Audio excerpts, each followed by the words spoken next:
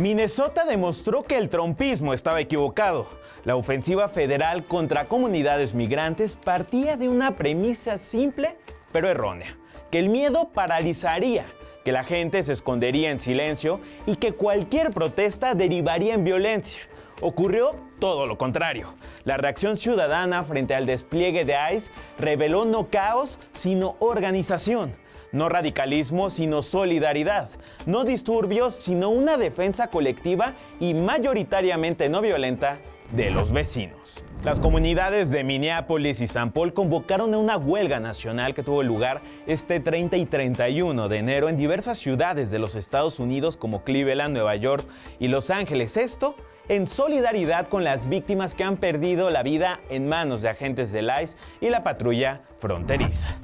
I came here to show support for the good people of Minneapolis who are basically standing up to growing authoritarianism, a fascist government. The Liberties statue is a symbol of light and welcoming to immigrants and opportunity. And going door to door and hunting down people and coming in the night with masks on is not who we are. I'm here because I don't want anybody else to get killed. I'm here because Minnesota doesn't want ICE here anymore.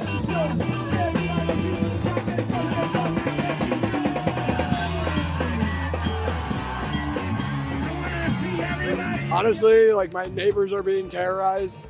People are being kidnapped from their houses, dragged out in their underwear. They think they can do whatever they want to our neighbors, and nobody wants them here. And all we do is show up in peaceful protests. We show up as legal observers, and all they do is try to abuse us and intimidate us. Los organizadores acusan a ambas agencias migratorias de emprender operativos que califican como secuestros en sus vecindarios. Aseguran sentirse indignados ante los asesinatos de René Nicole Wood, Alex Pretty y Silverio Villegas, personas que resistieron la ofensiva migratoria de Trump. En respuesta, convocaron a suspender actividades laborales y escolares. Entre sus principales demandas destacan el terminar principalmente con el financiamiento del ICE, justicia ante la impunidad de las agencias migratorias y suspensión total de los operativos del Departamento de Seguridad Nacional. Yo soy Emerson Segura y esto es TV Migrante Informa.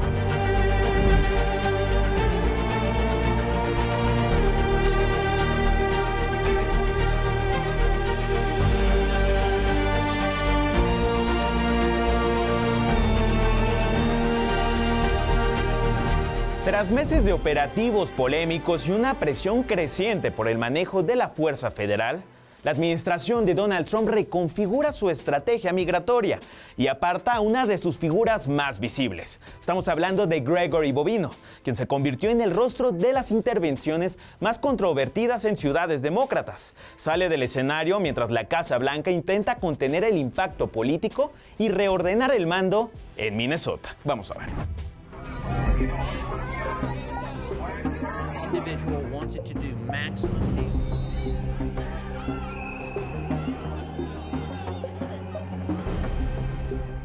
Gregory Bobino, el hombre que se convirtió en el rostro mediático de la represión en ciudades demócratas, ha sido removido de su cargo como comandante general tras el asesinato de Alex Pretty en Minneapolis. Lo que comenzó como una especie de gira de persecución y odio por el país, termina hoy con un repliegue táctico que incluso pone en la cuerda floja a la secretaria Kristi Noem. Durante 7 meses, Bobino actuó más como un actor político que como un oficial de ley. Utilizó a agentes federales para confrontar a alcaldes demócratas, convirtiéndose en el símbolo de una gestión marcada por abusos, excesos y, para algunos expertos, totalmente fuera de control. Pero la retórica se estrelló contra la realidad. El asesinato de Alex Pretty desmoronó la narrativa oficial. Bobino aseguró ante las cámaras que Pretty intentó masacrar a los agentes, pero la evidencia visual es devastadora. Pretty nunca sacó su arma, para la cual tenía permiso, y recibió un disparo por la espalda. This looks like a situation where an individual wanted to do maximum damage and massacre law enforcement. El impacto llegó hasta la Casa Blanca. En un giro inesperado, el presidente Trump cambió el tono.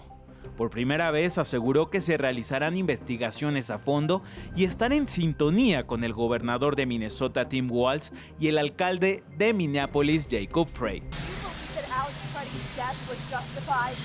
Well, you know, we're doing a big investigation. I want to see the investigation. I'm going to be watching over it. I want a very honorable and honest investigation. I have to see it myself. Honestly, no, I'm going to step down. No.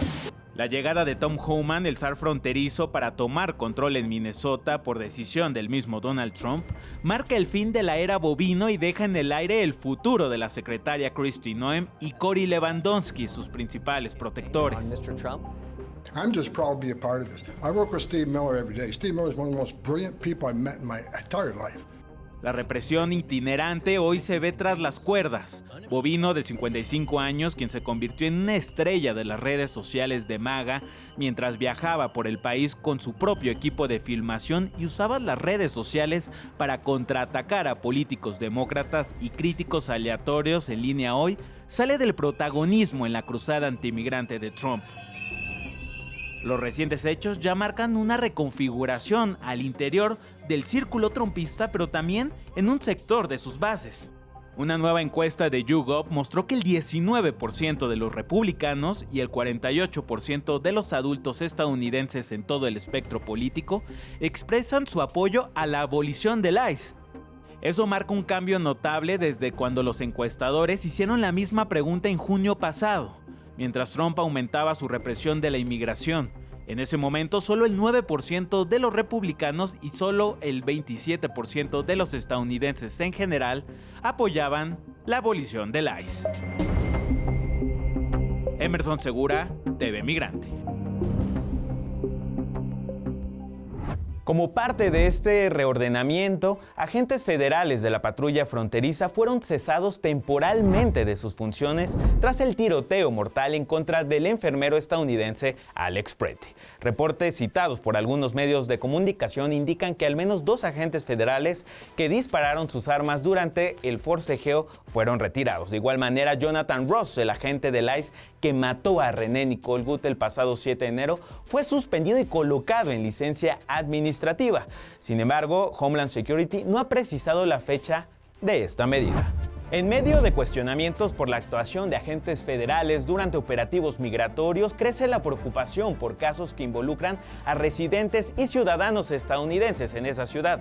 Uno de los nombres que ha cobrado relevancia desde luego en los últimos días es el de Alex Jeffrey Pretty, cuya historia ha reavivado el debate sobre los alcances de estas intervenciones. ¿Quién era? ¿A qué se dedicaba? Vamos a ver un poco de su historia.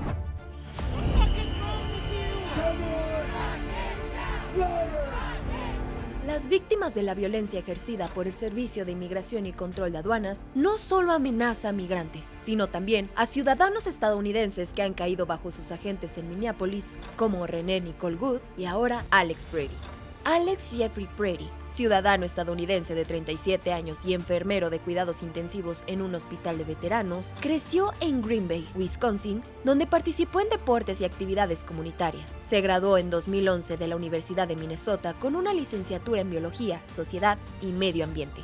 Posteriormente, trabajó como científico investigador antes de retornar a los estudios para convertirse en enfermero titulado con licencia profesional válida. Trabajaba para el Departamento de Asuntos de Veteranos y era descrito por su entorno como un profesional comprometido con sus pacientes, de trato cercano y profunda vocación de servicio. Vecinos y colegas coincidieron en que era una persona tranquila, solidaria y constantemente dispuesta a ayudar.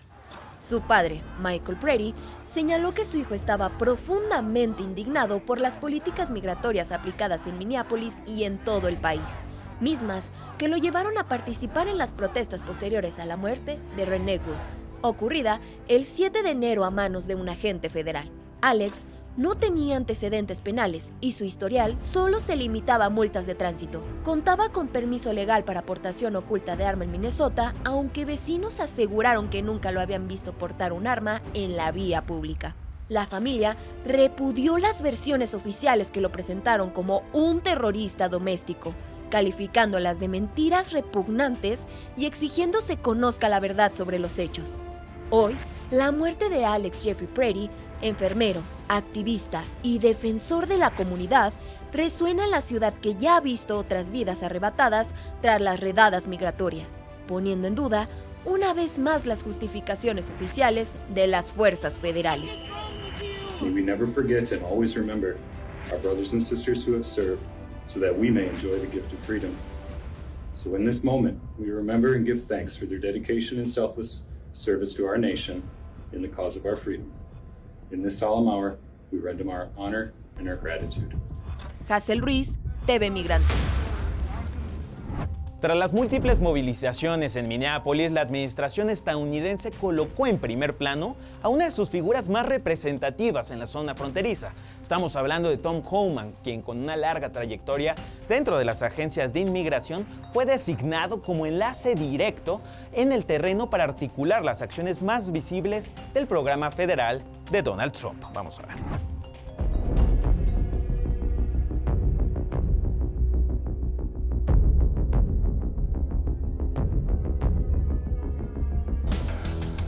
Tom Homan fue enviado a Minneapolis como principal punto de contacto sobre el terreno tras la salida de Bovino, una decisión que volvió a colocar en primer plano a uno de los funcionarios más representativos de la política de mano dura migratoria en Estados Unidos. La carrera de Homan comenzó como policía en Nueva York, cuando en 1984 se integró al Servicio de Inmigración y Naturalización, precursor del actual ICE. Con el paso de los años ascendió en la estructura migratoria y en 2013, durante el segundo mandato de Barack Obama, fue director asociado ejecutivo de la División de Deportaciones, cargo desde el cual supervisó un aumento en las expulsiones formales y por el que recibió el premio al rango presidencial. En 2017 fue nombrado director interino del ICE bajo el primer gobierno de Trump y se consolidó como una de las caras más visibles de la política migratoria. En 2018 fue uno de los firmantes del memorando que dio luz verde a la política de separación familiar en la frontera, medida que condujo a la separación de miles de niños de sus padres como herramienta de control. Entre 2018 y 2021, más de 4.600 menores fueron apartados de sus familias tras cruzar de forma irregular. Tras dejar el cargo en 2018, permaneció activo en medios conservadores como colaborador de Fox News y participó en la Heritage Foundation, donde contribuyó a propuestas migratorias vinculadas al Proyecto 2025, una iniciativa que plantea medidas más radicales contra migrantes. Antes de asumirse como zar de la frontera, Homan declaró que su misión sería ejecutar la mayor operación de deportación de la historia de Estados Unidos. En la práctica, el actuar del ICE y las patrullas fronterizas ha alcanzado a migrantes sin antecedentes penales, situación que el propio Homan atribuye a la ciudad de santuario y a la falta de colaboración local. Homan, de 64 años, es considerado un aliado clave de Donald Trump y una figura con décadas de experiencia en políticas migratorias. Su nombramiento llega en medio de una crisis que, para algunos observadores, busca bajar el tono tras las muertes de Alex Pretty y Renee Good.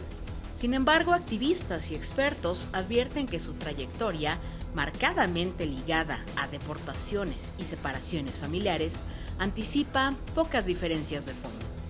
Entre el retrato de hombre duro pero justo, señalamientos por corrupción por contratos irregulares y su llegada, se lee más como un ajuste político que como un giro real en la política migratoria. Headlines you haven't seen. TV Migrante. Bajo crecientes dudas y cuestionamientos sobre los filtros y la preparación de sus nuevos elementos, la administración de Donald Trump impulsó una expansión acelerada del personal migratorio en distintas ciudades del país. Mientras el Departamento de Seguridad Nacional presume cifras récord de contratación, aumentan las interrogantes sobre los procesos internos y los controles aplicados para este reclutamiento.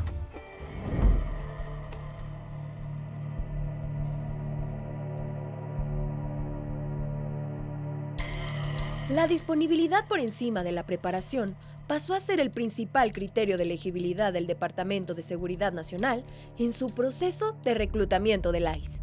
En solo 4 meses, afirmó haber contratado a más de 12,000 nuevos agentes y oficiales del ICE, pasando de 10,000 a 22,000 agentes, presentando la cifra como una victoria administrativa. Sin embargo, El aumento récord de personal se logró tras una reducción drástica de protocolos y capacitaciones, eliminando el límite de edad, el requisito del título universitario e incluso realizaron ferias del empleo en varias ciudades donde se ofreció un bono de firma de hasta $50,000. A ello se sumó una reducción adicional del curso de capacitación. Pasó de aproximadamente 5 meses a 47 días, cifra elegida porque Trump es el presidente número 47, y lo redujeron posteriormente a solo 42 días, incluso mediante programas de capacitación en línea.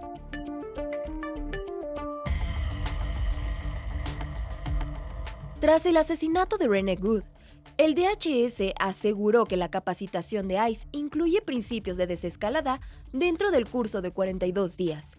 Sin embargo, un funcionario veterano confirmó a la revista The Atlantic que el tiempo específicamente dedicado a la desescalada es de apenas 4 horas, una proporción mínima frente al uso de la fuerza letal que hoy está bajo escrutinio. El propio proceso de selección ha mostrado fallas graves. Según declaraciones de Laura Judith para el medio Slate, recibió una oferta de empleo como oficial del ICE sin presentar documentación, sin examen físico, sin control antidrogas y sin verificación de antecedentes. A esto se sumó la revelación de que una herramienta de inteligencia artificial del ICE clasificó erróneamente a aspirantes como exagentes del orden, enviándolos a un programa de capacitación aún más breve, de solo 4 semanas. El número de oficiales realmente listos para salir a la calle es mucho menor de lo que la administración ha afirmado.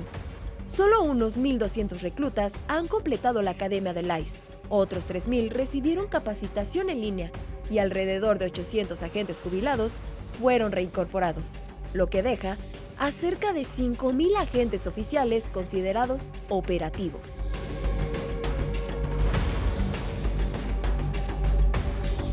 Las preocupaciones también alcanzan a posibles infiltraciones de extremistas ultraderechistas.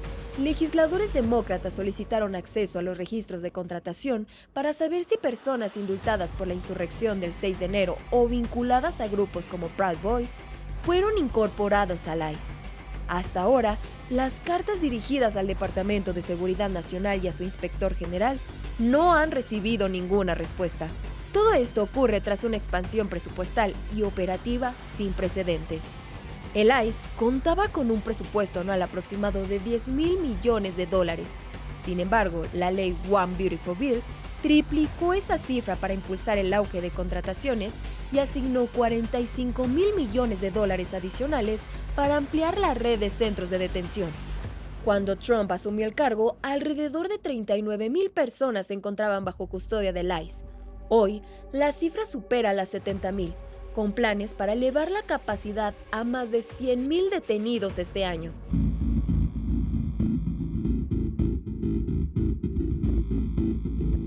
El reclutamiento masivo del ICE plantea una pregunta que la administración evita responder.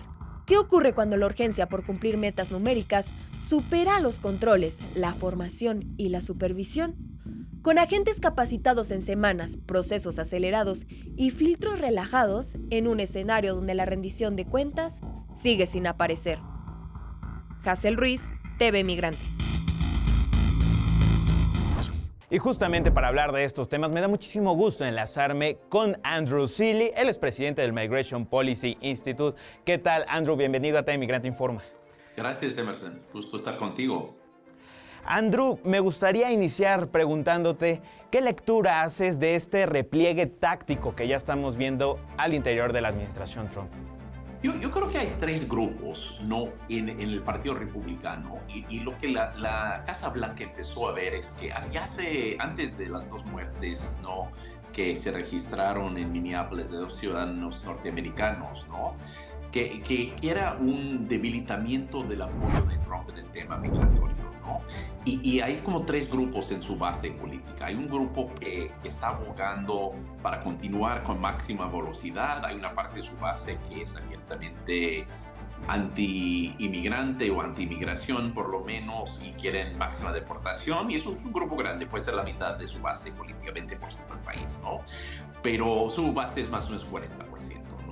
Hay un grupo, sin embargo, que quiere algo mucho más positivo, que está pensando en DACA o pensando en alguna medida positiva en migración o algo para el mercado laboral, y que son más como los business republicanos más afines de negocios, y algunos de los gobernadores locales que están preocupados, estatales, están preocupados por el mercado laboral en sus estados. Y en medio hay otro grupo, que es Trump Homan y algunos otros, y que quieren seguir las deportaciones, pero quieren que sea más enfocado, que sea un poco menos visible, que confíen que se está construyendo una infraestructura de deportación que a largo plazo va a permitir mayores deportaciones, pero quieren mantener el argumento que sean mayormente criminales y están dispuestos a priorizar a personas con trayectoria criminal o con penal o con algún orden de deportación ya vigente, ¿no?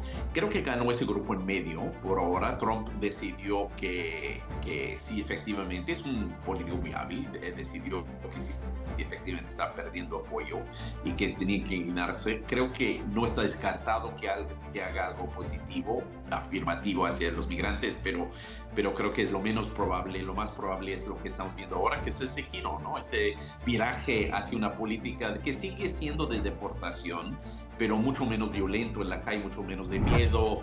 Asimismo, ¿qué diferencias ves, Andrew, en el comportamiento y la conducta de ICE justamente ya en el terreno, ya en esta administración de Donald Trump? Yo creo que estamos viendo que están desvirtuando a ICE. Lo vimos en la primera administración de Trump, lo estamos viendo otra vez. Les están diciendo que cualquier cosa se vale. La patrulla fronteriza no tiene experiencia en poblaciones civiles, urbanas. Meterlos ahí también es un problema. Están acostumbrados a manejarse los espacios criminales en la frontera, ¿no?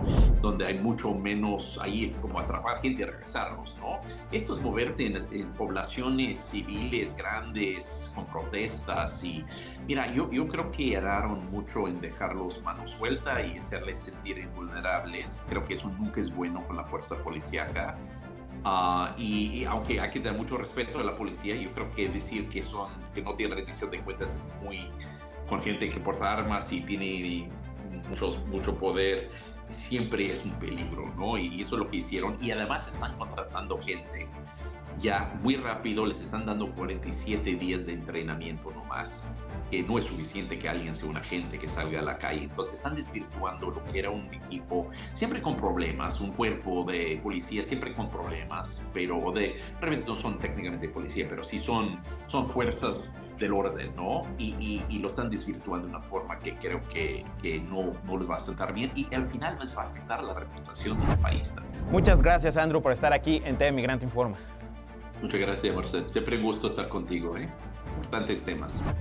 Y en más información, el presidente Donald Trump anunció que no asistirá al Super Bowl de este año, uno de los espectáculos, cabe decir, deportivos y culturales más importantes del año y también en los Estados Unidos, donde tendrá lugar el show de medio tiempo. El protagonista, Bad Bunny y la banda de rock Green Day, artistas que en los últimos tiempos han lanzado duras críticas hacia el gobierno del líder republicano. El anuncio del mandatario se produjo durante una entrevista con el diario The New York Post en el despacho Oval, donde señaló como pésima la elección del artista puertorriqueño y la banda estadounidense para encabezar el partido final entre los Seahawks y los Patriotas de Nueva Inglaterra, esto en el estadio de Santa Clara, California. Asimismo, el magnate aseguró que tanto Benito como los intérpretes de Holiday buscan sembrar odio en el país. Recientemente, el líder de la banda de Green Day, Billy Joe, calificó al gobierno republicano de fascista y pidió a su público luchar contra el régimen trumpista. Por su parte, el puertorriqueño Bad Bunny decidió no realizar conciertos en los Estados Unidos como parte de su gira 2025 por Centroamérica, por temor justamente a que los fanáticos latinos fueran arrestados por ICE. Pero Bad Bunny y Green Day no son los únicos artistas que se unieron con protestas musicales en contra de la agenda de Donald Trump. También fue la artista estadounidense de ascendencia mexicana, Joan Baez, cuyo papel fue clave en la lucha contra la guerra de Vietnam y el apoyo de los derechos civiles. En esta ocasión emitió un mensaje dedicado a la comunidad de Minneapolis, celebrando las protestas pacíficas en la entidad. Pero Baez no fue la única, pues el aclamado compositor y guitarrista estadounidense Bruce Springsteen, The Boss, cuyo enfoque artístico ha centrado en contar historias crudas de la realidad estadounidense, lo llevaron a lanzar la canción Streets of Minneapolis, cuya letra critica al presidente Donald Trump e incluye referencias a Alex Pretty y Renee Wood. Durante su actuación también en Japón, Lady Gaga, ícono pop a nivel internacional, pronunció un emotivo discurso sobre el dolor y la destrucción que están viviendo las comunidades de los Estados Unidos, que viven día a día el asedio constante de las agencias federales de inmigración. Vamos a ver. My heart is aching, thinking about the people, the children, the families all over America who are being mercilessly targeted by ICE. I'm thinking about all of their pain and how their lives are being destroyed right in front of us. And 2 dead left to die on snow-filled streets, Alex Pretty and Renee Good. Muchas gracias por acompañarnos en este programa de TV Migrante Informa. Yo soy Emerson Segura y no se pierda todo nuestro contenido en nuestras redes sociales en @TV Migrante, en la plataforma digital de los medios públicos MX Plus, en Altavoz Radio, en Canal 14 y desde luego en TV Migrante. Hasta la próxima.